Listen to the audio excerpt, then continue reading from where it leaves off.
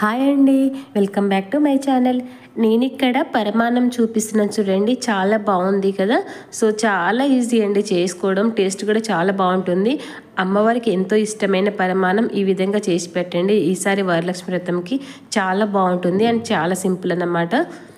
ఎలా చేయాలో చూపిస్తాను చూడండి. ఫస్ట్ ఒక కడాయి పెట్టుకొని అందులో ఒక హాఫ్ కప్పు పెసరపప్పు వేసుకొని మంట లో ఫ్లేమ్లో పెట్టి ఈ విధంగా మంచి కలర్ వచ్చే వరకు ఫ్రై చేసి పక్కన తీసి ఉంచుకోవాలి.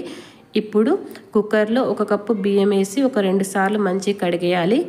మనం కడిగి ఉంచుకున్న బియ్యంలో ఫ్రై చేసి ఉంచుకున్న పెసరపప్పు ఉంది కదా, అది అందులో వేసేసి అందులో వాటర్ అలాగే పాలు పోసుకోవాలన్నమాట. నేను ఇక్కడ దగ్గర 2 కప్పు బియ్యం పప్పు తీసుకున్నాను అనమాట. అందులోకి 2 కప్పు వాటర్ అలాగే 2 కప్పు పాలు ఈ విధంగా పోసుకున్నాను.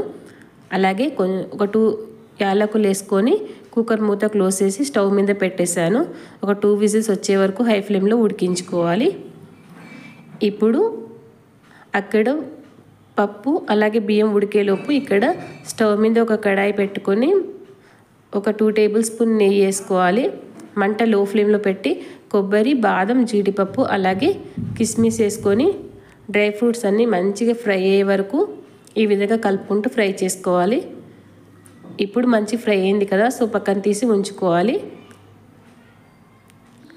అలాగే ఇక్కడ 1.5 కప్పు బెల్లం తీసుకున్నాను. బెల్లం కరిగే వరకు వేడి చేసుకుంటే సరిపోతుంది, పాకం అవసరం లేదు. బెల్లం మొత్తం కరిగినాక ఈ విధంగా స్టవ్ ఆఫ్ చేసుకొని బెల్లం వాటర్ని ఈ విధంగా జాలించుకోవాలి. అలాగే ఇక్కడ కుక్కర్ మూత ఓపెన్ చేస్తే పప్పు బియ్యం ఇక్కడ మెత్తగా ఉడికిందనమాట. సో అందులోకైతే ఇప్పుడు మనం బెల్లం వాటర్ ఉంది కదా, అది కూడా అందులో ఈ విధంగా కలిపేసి బాగా మంచిగా కలుపుకొని ఇంకో 2-3 మినిట్స్ మంచిగా దగ్గరే వరకు ఉడికించుకోవాలి. చూడండి ఎంత మెత్తగా ఎంత బాగా ఉడికిందో కదా. సో ఈ విధంగా ఉడికితే సరిపోతుందన్నమాట. కొంచెం పరిమాణం మెత్తగా ఉంటేనే టేస్ట్ చాలా బాగుంటుంది. ఈ విధంగా ఉడికిన తర్వాత మనం ఫ్రై చేసి ఉంచుకున్న డ్రై ఫ్రూట్స్ ఉంది కదా, అవి కూడా అందులో వేసుకొని మొత్తం ఒకసారి కలిపేసుకోవాలి. ఇప్పుడు మొత్తం రెడీ అయింది కదా, సో స్టవ్ ఆఫ్ చేసుకొని పక్కన పెట్టుకుంటే సరిపోతుంది.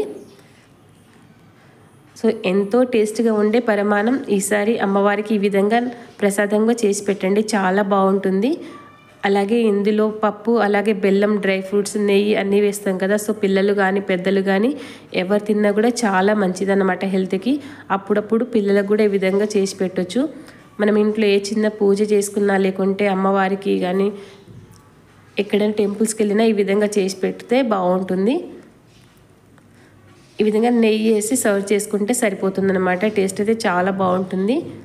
సో నచ్చితే ఈసారి మీరు కూడా నైవేద్యంగా ప్రసాదం కోసం ఈ పరమాన్నాన్ని వండి చూడండి, చాలా బాగా వస్తుంది. అలాగే అందరికీ బాగా నచ్చుతుంది.